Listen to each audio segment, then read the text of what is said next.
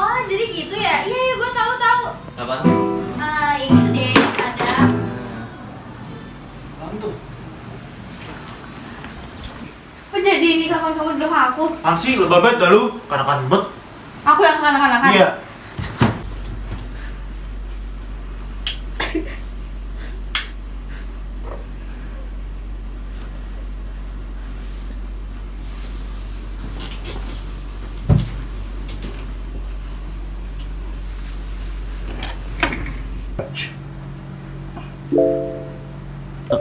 Pada masa remaja merupakan masa peralihan dari usia anak-anak ke usia dewasa.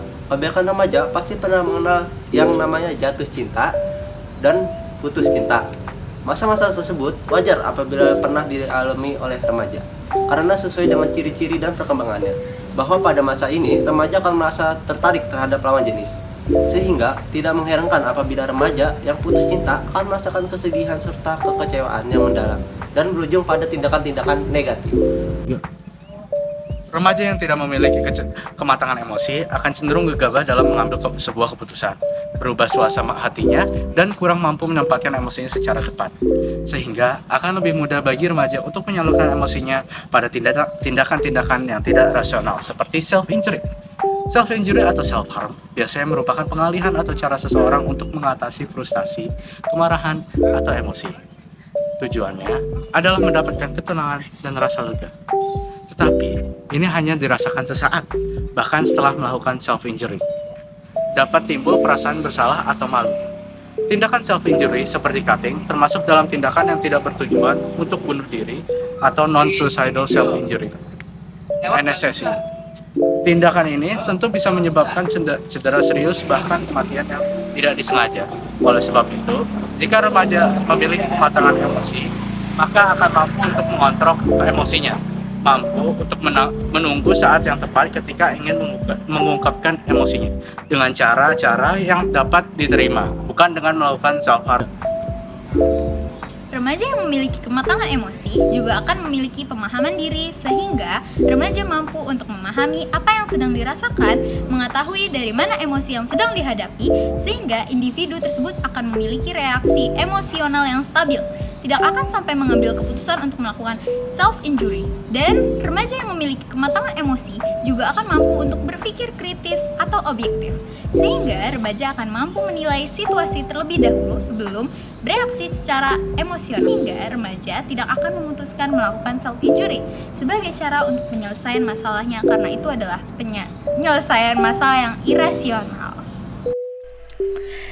Faktor self-injury. Dilansir dari Healthline, ada beberapa faktor yang dapat meningkatkan risiko kecenderungan self-injury, yakni 1.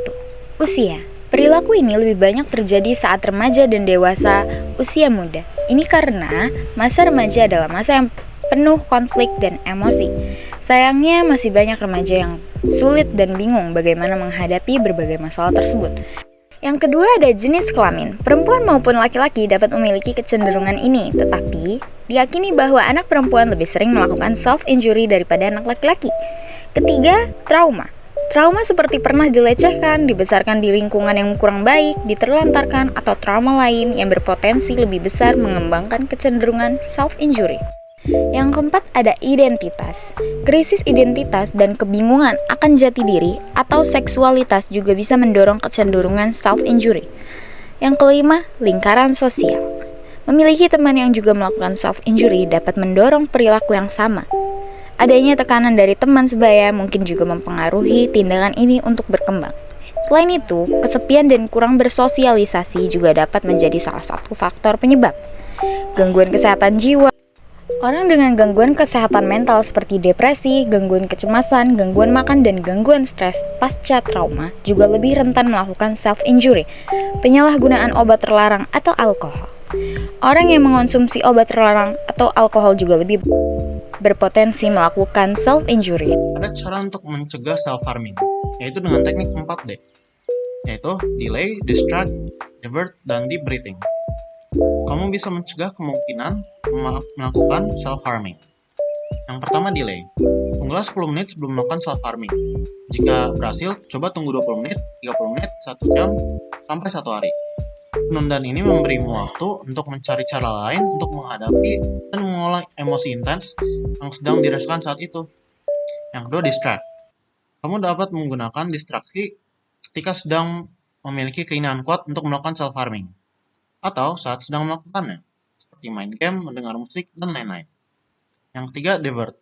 Lakukan suatu tindakan yang hampir sama dengan self-harming, tetapi tidak menyebabkan cedera, seperti merobek-robek kertas, atau mencoret kertas.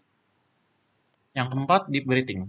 Hitunglah sampai 5 sambil nafas perlahan-lahan, kemudian hitunglah sampai 5 lagi sambil melepas nafas. Marilah menjaga kesehatan mental kita untuk masa depan.